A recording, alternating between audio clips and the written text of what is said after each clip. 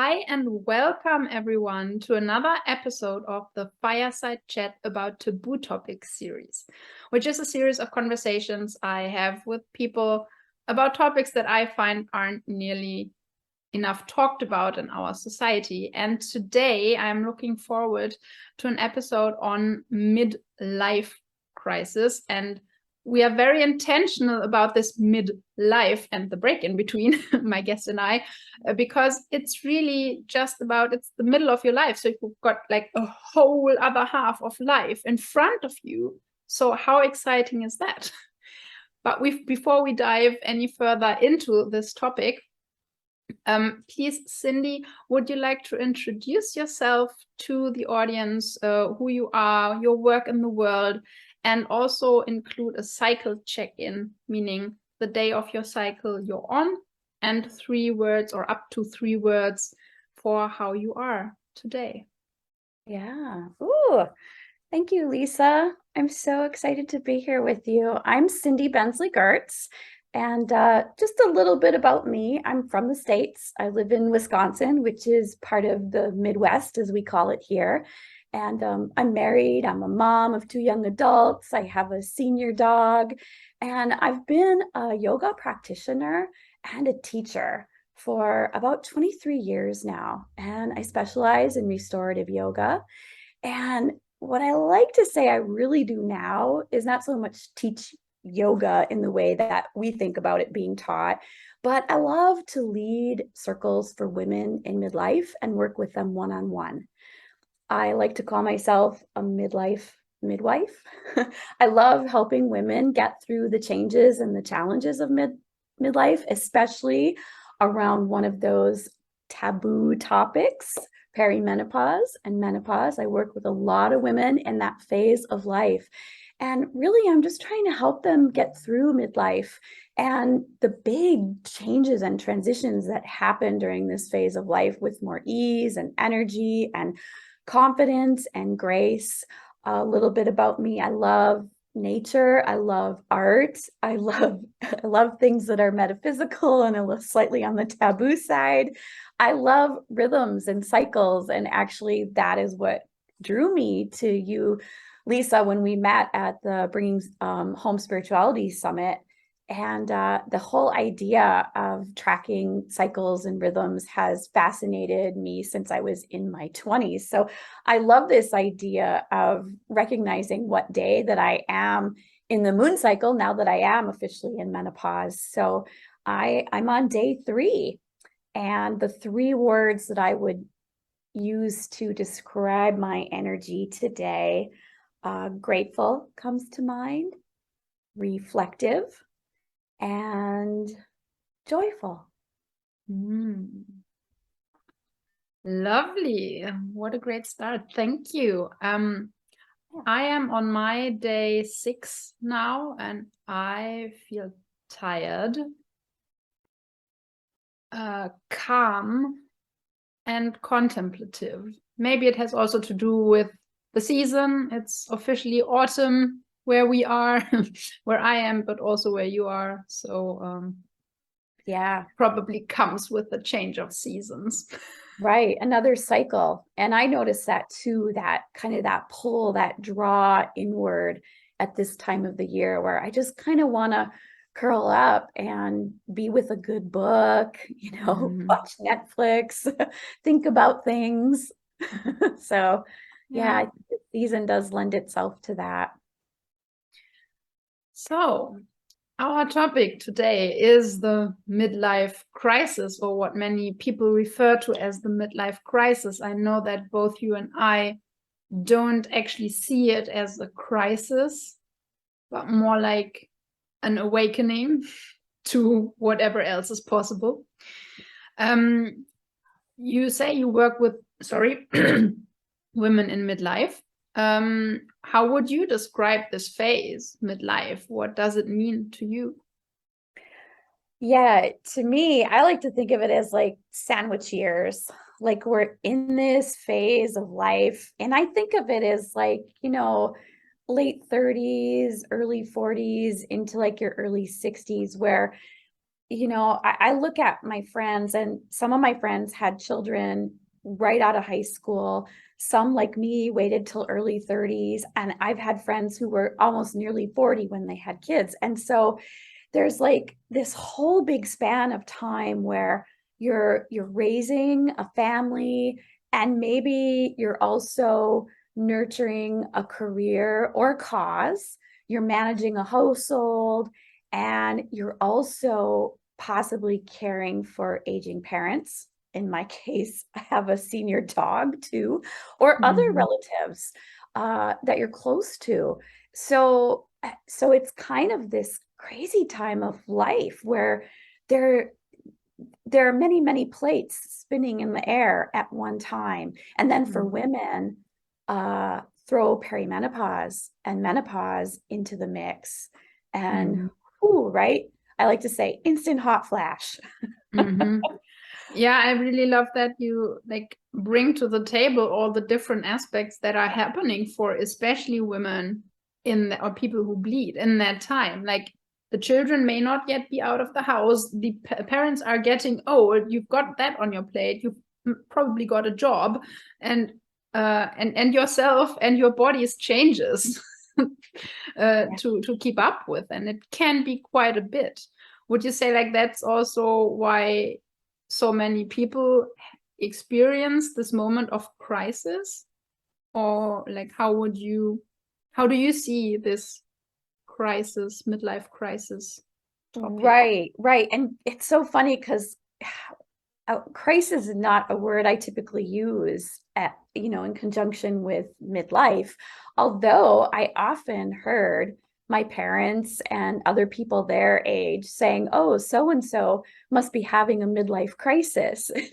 I don't know if that just kind of rubbed me the wrong way, but it always sounded so negative to me. And for me, in my own experience, I really don't feel that way about it. I don't think I would ever call it a midlife crisis. Maybe I had a quarter calling crisis back in my 20s. I definitely experienced burnout in my late 20s and early 30s. And that's what led me to yoga. And that is also what equipped me with the tools to move through midlife in a different way, so that I view midlife and the transition to menopause more as like a portal or a passage into the second half of life. And really, like you said, an awakening or an opportunity to like reflect on the first half of your life, to review that, to really gather the lessons learned and the insights, both from your successes and from your failures, and then to actually choose or to create the body and being that you'd like to have for the rest of your life. So it's a huge time and opportunity for a perspective shift. And those are the ways that I like to look at midlife. Yeah, I love that. And I mean, it is a whole thing, this, what you said, quarter life crisis. There are many people in their 20s that experience that, and they call it that even now, like a quarter life crisis. And that's why I say it's not necessarily tied to midlife. Like the crisis is a moment of awakening, and that can happen at any age. And I believe it's this moment where you realize that the life you live doesn't align with your truth, like with what you want your life to look like. Yep. That's exactly what happened to me in my late 20s. And honestly, when that was happening, that term hadn't been coined yet, quarter life calling. So, and you say like and 20s. Have you heard of the Saturn return? No. Because like Saturn returns to the place it was in at the moment of our birth every 29 years, roughly. Interesting. And that brings about a whole lot of change. And many people experience around the age of 29, 30, experience something that is called the Saturn return, when like the whole worldview shifts. It doesn't necessarily have to be like this major crisis with, I don't know, depression and everything. It can be for some, but it's usually a very significant change in perspective. Yeah, it was. It came with burnout and a health crisis. And how interesting to look back on that now and see that as an awakening, as a turning point. And also knowing that 29 years later, a similar thing might happen. Right. And you know, I look back on that and I say, I'm fortunate that that happened to me. And I look back on that with gratitude, because if it hadn't, I don't know that I would have had the tools to go through midlife and menopause. And now I can share those with other women, you know, and I've seen friends of mine suffer through it. And I don't want that for women. I want to be able to help us all create a new legacy around menopause, you know, one that it takes menopause out of the shadows, out of the darkness, out of the invisibility and isolation that women feel, this undervalued transition, right? Where we're just ready to throw women away and call them old and wasted up and withered away. And really, this is a time for us to embrace coming into our wise years, our wise womanhood, and all those things we've learned, you know, to be able to share those with others to make their life easier. Yeah, some people find it strange that I mean, I'm not yet near perimenopause, but like I want to be prepared for that transition that I know one day will come. So I love that more and more women are actively supporting others through it. You say yoga is one tool. How do you support women through it? Like restorative yoga, are there any other, I don't know, modalities or tools that you use? Yeah, well, you know, I like to draw on my interests. So, you know, bringing in the seasons and the cycles and creativity. So oftentimes in my women's circles, we'll have that yoga piece, and it could be, you know, on the more gentle, active side of yoga. I love to teach the moon salutation. And that's a flow of poses that was created by 4 senior women teachers at Kripalu back in the late 1980s. And they created it for women, for a woman's body. And it was created by women. So I love to teach that. And I also have gone deeply into restorative yoga for my own practice, because the hardest thing for me to learn was how to slow down and rest. The active part of yoga was easy for me because I'm always a go-getter and an achiever. And so that part came easy. But when it came to the relaxation piece and letting go and surrendering all that pushing and pleasing and perfecting, that's where the real deep lessons were for me. So I bring a lot of restorative yoga into what we do, and that has a meditative quality to it. It's also a beautiful practice for combining with visualization. I love to bring things like oracle cards into my work. I love to talk about the chakras, the energy systems in the body, and the divine feminine. So, you know, the goddesses from primarily the Hindu tradition, but also other traditions. You have Inanna, right? The Sumerian goddess, which you can relate to the story of the birth, life, and death cycle. And when we think about menopause, it is like a mini death, you know. So those are some of the things. Or even like a major death. I mean, like Yeah. when we look at this, I mean, you know, you also work with the archetypes like maiden, mother, enchantress, crone. And so like these 4 distinct phases, the transitions are kind of major in our lives, aren't they? Yeah, really, they are. I mean, we don't perceive them as major, but I think when we experience them, they are. I think like we should give them the due respect they deserve. And Yeah. unfortunately, as a society, we often don't. Like aging is such a taboo topic. Oh, wrinkles, put some cream on your face and look young and everything is going to be fine. Don't complain about your aging body. Like, did you grow up with these kinds of things as well? And how did you, if so, how did you make your journey? How did you journey with that and like release some of the conceptions you had about what this time of your life should look like? Oh, right. I would say my journey growing up was a really mixed bag. Like I can see how the culture that I grew up in was really about how you appeared, how you looked. And I was also fortunate enough to be raised in what I would call is a community of women. I had strong Mm. women in my family, and it wasn't Mm. always about their appearance. It was about how you felt. And I Mm. know, like for instance, when I would be in the part of my cycle where I would be having my period, my aunties and my grandma would be like, "Oh, you go and rest. That's a time when you need to rest." And I remember, just kind of lying down in my auntie's spare bedroom and taking a little nap, and they would take care of me that way. And so I think those things, those kinds of lessons stuck with me too. Mm.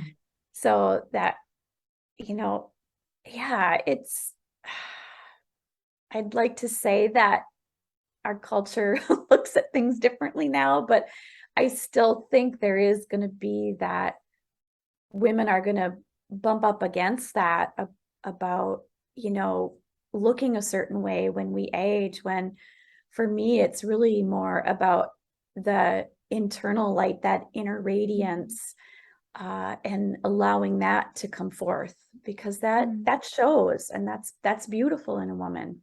Mm. And was that what you experienced when you had that burnout, that you had to turn back inwards? Yeah, yeah, that I really had to get in touch with, what makes me happy. It's not Mm. just about this pushing through and producing and pleasing and, you know, always taking care of other people, being the martyr. Um, yeah, I've had a few different places in my life where there was an awakening like that really prompted me to turn inward.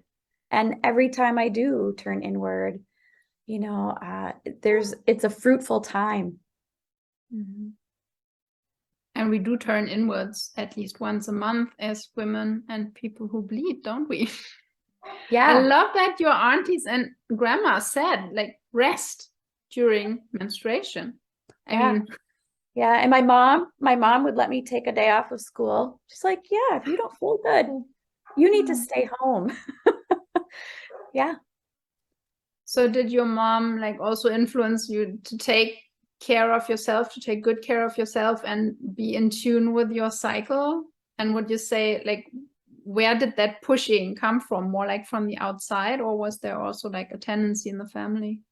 Yeah. No, I don't know that there was a tendency in my family. I'm trying to remember actually where that did come from. I think where it came from is I'm a voracious reader. And probably in my 20s, I was reading a lot of self-help type books. Mm-hmm. And I think that is probably when I came across that idea.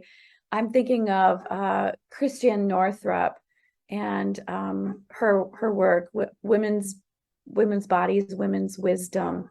And I remember giving a copy of that book to every important woman in my life one year at the Mm-hmm. holidays, because I was like, every woman has to read Mm-hmm. this, you know? So I think that's kind of devouring that kind of information at a young age when I was in my 20s, college, just out of college. I think that's where it really came from. Mm. Yeah. And then And so because later, oh yeah. I was just going to say the foundation was definitely in my family, but then it kind of grew as I got out into the world and found these other resources. I really love that. And yes, I know that book. I've got that on my shelf as well.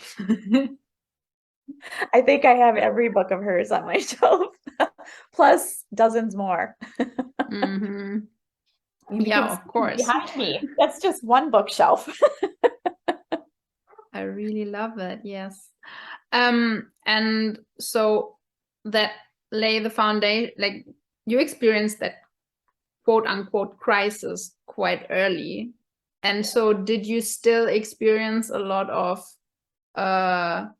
intense moments during your perimenopause journey?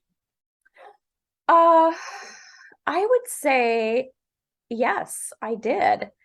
And again, they felt intense, but with the tools of yoga, I was able to recognize that and not be attached to that as like, oh, I'm going to suffer through this. I was able to recognize it and be with it and use my tools and be accepting of the process of the changes that were happening, and they're still happening. Yes. Yeah, I mean, we evolve constantly as human beings. Yeah. So I like to say that I'm still that same woman that's sandwiched, and the intensity of perimenopause still exists, but I didn't have to get caught up in it. Yeah, I certainly understand what yoga has to do with that, because that was also the beginning of my like spiritual journey, and getting to this inner neutrality of, yes, it's happening, yes, it's not comfortable, and also I can still follow my joy. I can still do something to make myself happy. Yeah. Yeah. Yoga teaches us to be comfortable with discomfort, and also to hold those multiple awarenesses, multiple feelings, multiple states of mind. Like, we can be uncomfortable and joyful at the same time. Yes. Yeah, that's what I preach to, like, right. But that holding takes the paradox. Yes, holding the paradox. That's a nice way of putting it. And so you would also know that takes practice. It does. A daily practice. Is that something you support women? So is that probably part of the journey, that they get into a daily mini practice? Yeah, and I love that you say a daily mini practice. One of my favorite things to say is a snippet of self-care. And sharing with women that you don't have to do it all at once. And I know other women who are like me, or how I used to be, where it was like, go big or go home. You have to do it all at once. You have to do it all right. It doesn't have to be that way. You can create snippets of self-care until you can carve out bigger chunks of time for yourself. And ultimately, that's what I would encourage women to do. So in my own practice, for example, I like to practice a little restorative yoga every day, because rest is important to me. And if I don't rest, I keep pushing and pushing. So I will oftentimes set my timer, and it could be anywhere from, well, yesterday it was 12 minutes, but 20 to 25 minutes is usually the sweet spot. But one day a week, I don't set my timer. And usually it's on Friday, because Friday's a lighter day. But I will get into my restorative pose, and I will let go, and I will let my body be there for as long as it needs to be there. Wow. Yes. And it can all start with 1 minute. Right. It can.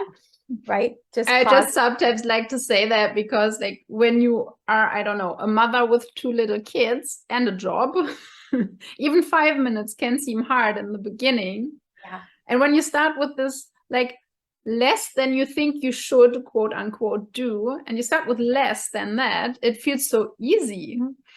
And then you get to really reap the benefits of that. And then you naturally want to extend that time. Yes. Yes. And you can build on that first minute or 5 minutes, whatever you choose. Yeah. So when women find you, where are they at? What are some problems? I don't want to say problem, but like, what are their experiences when they come to get your support? Yeah. So I find a lot of women can be in perimenopause, and sometimes they know they are if they have a lot of the physical changes going on, but sometimes they don't realize they are either, because there can be like these emotional and mental and even spiritual changes and challenges that are happening. So I would say most women are feeling some form of anxiety because they're in that period of unknown. Like Mhm. what is what is this, if they're in perimenopause and they realize it, what is this journey going to be like for me? When is it going to start? How long is it going to last? What am I going to have to go through? So there's a lot of Mhm. unknown. And then there's all the unknowns of aging, you know, how am I going to age? How are my parents going to age? You know, where are my children going to end up if you have children? All these questions come up at midlife. So there's a real questioning period. So I see a lot of anxiety, I see depression, I see overwhelm. And so that's exhausting. A lot of different sleep disturbances that are going on in midlife. That's a lot of times, that's where I'll start with women. They're having some sleep troubles. And that can be anywhere from insomnia to, you know, waking in the middle of the night for no particular reason, then your mind's racing, you can't get back to sleep, to the woman in perimenopause who are having hot flashes and night sweats. And for most women, those are going to last a couple of years. I've seen some statistics recently repeated in 3 different sources. And then there's a portion of women, I think it's like maybe about 5 to 10% of women, it's going to be a little longer, like 5 years. And then there's a small percent of the population, like 5% to 10% again, maybe, that is going to have them for a very long time, like 10 years or more, maybe the rest of their life. So I'm getting a little off track there, but just to say, not all women in all cultures experience hot flashes and night sweats, which is really super interesting. And I don't know that we have gotten to the bottom of that yet. My guess is going to be stress levels. I had a guest on this series even about menopause, and she explained, or like she has a course that I took that explains very well the hormonal shifts that are happening, and that stress and the toxins that we get from our environment are like really the main cause of these symptoms that are associated with menopause. But it's not like menopause causes these symptoms, Right. but because of the stress levels they are experienced. Yeah. And that's interesting that you said toxins, because that was the other thing that came top to mind. So about 75% of women in American culture will experience them. That's a lot. So sometimes women are feeling isolated, and they want to connect with other women, but they don't know how, because we haven't really been given opportunities to connect in a way where we're not kind of pitted against each other. So it's a learned skill to be with other women and to be with them in a way where you're mirroring each other in a compassionate and non-judgmental and accepting way. So women might also feel a little restless at this time, and they can't put their finger on it. And they might be going through a lot of different changes, ending a marriage, empty nest, retiring, caring for their parents, or losing their parents. So all of these big changes, downsizing from maybe the home they're in, and changing homes, changing places where they live. So these are some of the common themes that I see with the women that I've been working with. And how do you midwife them through, since you call yourself a midlife midwife? And I love that term.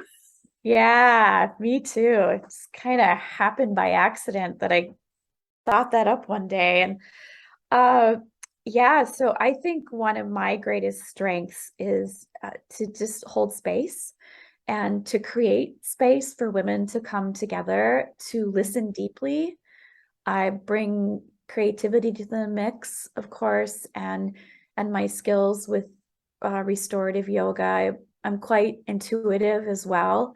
So oftentimes I can feel, I can feel that experience. I'm very empathic, so I can imagine and feel and experience. And I'm a highly sensitive person who's gone through 10 years of perimenopause. So I've actually had a lot of different experiences that I can relate to. And going through those experiences myself, then I'm really able to understand. And again, it comes back to being a witness for those women. I really truly believe that our inner wisdom is our best guide. And so for me, I feel like I'm more like a channel, and that I can help women through my voice, through my visualizations, through the tools that I bring to them, to help them uncover those answers for themselves. That's beautiful. And I believe that this, what you mentioned, this feeling understood, feeling seen, feeling heard, like that is at least half of what makes healing happen. To finally be believed and not called like crazy, or you're making that up in your head, or whatever we often get as messages when we grow up or later, but to really, hey, I understand because I've gone through something similar. Yeah. And I know that you are starting another round of your program soon. Yeah. Would you like to share a little bit about that in case women have or people have become interested? Yeah, I would love to. So I actually have a year-long Vibrant Woman inner circle, and that starts in January typically. And before that, this fall, I'm doing a 3-day retreat, an Inner Radiance Retreat. It's about deep, delicious rest and renewal.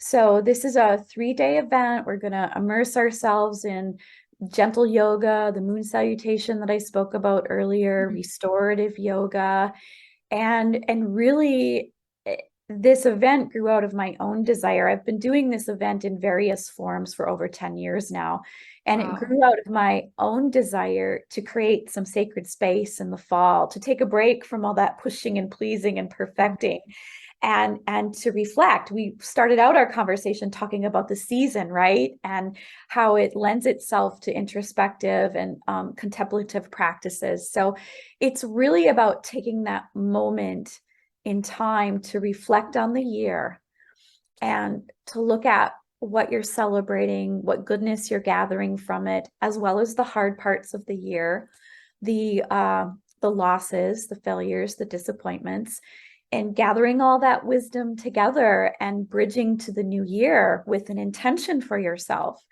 And I like to do that before the holidays, before we get all revved up in the busyness. And then once again, we feel like, I don't have enough time. I don't have enough energy. And so I like to do that just before the holidays. So that's coming up in November. And I'm super excited about that. So I will definitely link to that in the description. If you are looking or like watching this video or listening to this at a different time during the year, I'm sure you said you've done that for 10 years. It will come up in one way or another next year. It will come up again. And so if somebody's missed that, or if somebody isn't ready to dive into a 3-day retreat, or, a women's circle that meets all year long, then I have my weekly joyful journey. And the intention of that email that goes out every Tuesday evening it's to be like a little love letter, a snippet of self-care. My intention with it is to teach a little something, to uplift, and to inspire a shift. And so I hope you'll share that link too, Joyful Journey Weekly. And once a month I go live with that. So, 3 or 4 Tuesdays out of the month, it's an email. And then the third Tuesday of every month, women have an opportunity to, over their lunch break or mid-morning break, come online with me on Zoom for 30 minutes and enjoy a little practice, because my mantra is the magic's in the practice. Yeah, I love that mantra. Yeah. And I love that, like, everything you do has to do with like joy, vibrancy, radiance. It already speaks to this inner light I believe everybody holds inside of them. And yeah, I can't wait for everybody to uncover, as you said, the answers they already hold inside, the wisdom they already hold inside. Yeah. And also, like, you share this, like, it's probably set up that way, but like, it's time now. The fall season is like the menstruum is the time where we speak our truth, where we look at, even like within a month, where we can look at, okay, this has happened during this whole cycle of a month, or in your case of a year. And what do I want to continue, and what do I want to let go of? And it just falls perfectly with like the wheel of the year, where with this time of year that we are at. Yes. Before, because you have to let go of stuff before you can receive new inspiration. Right. And fall is all about the season of letting go, right? The leaves fall, the animals start gathering to hibernate. You know, the light, the light goes away. And something you said too about like this, the cycle. So, and that part of our cycle when we're menstruating, where we have that chance to reflect. So the retreat is kind of like another version of that, right? And I believe like when we take those opportunities, like if you're a menstruating woman, if you take that opportunity to do that every month, or if you take that opportunity to do that for yourself once a year, then it helps prepare you for those bigger transitions that happen, those bigger ones that I talked about. You'll be more ready for them. Yes. So in case people really want to get in touch, where can they find you? What's your preferred way of contact? I mean, you've already shared your beautiful, joyful journey email. Yeah. So, you know, I've managed to be in business for over 20 years now without a website. I still don't have one, but women can find me on Facebook. My profile is Cynthia Buenzli Gertz, and my you know, Conscious Living Arts is my business name, so that's my business page. And I have a group for women called Practices for Peace for Midlife Women. So any midlife woman can join that. There's a few questions that I ask you to answer. And you know, if anybody wants to contact me directly, they can reach me at consciouslivingarts@gmail.com. I love that. Good old-fashioned email. Yep, good old-fashioned email. And to wrap all this glorious conversation and the different topics and strands we've dove into, to wrap that up, do you have some closing words or some message you would like the listeners and watchers to take home?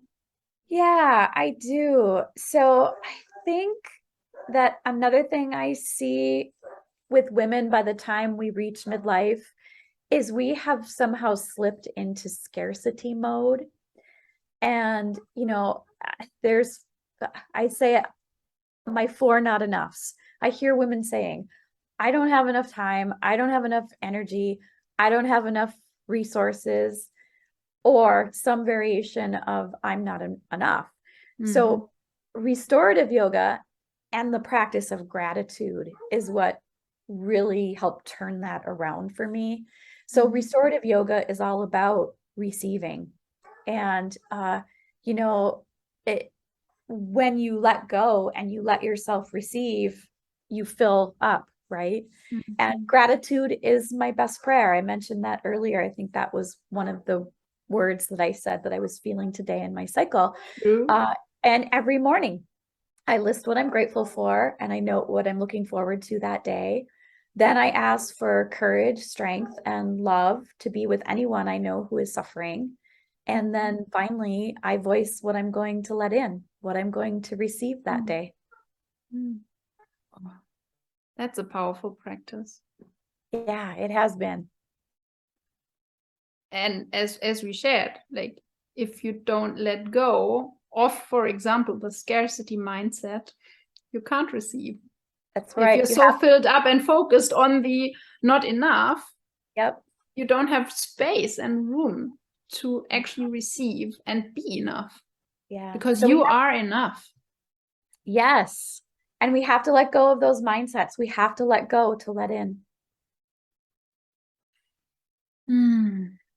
Thank you, Cindi, for this really beautiful conversation. I think there were loads of nuggets in there.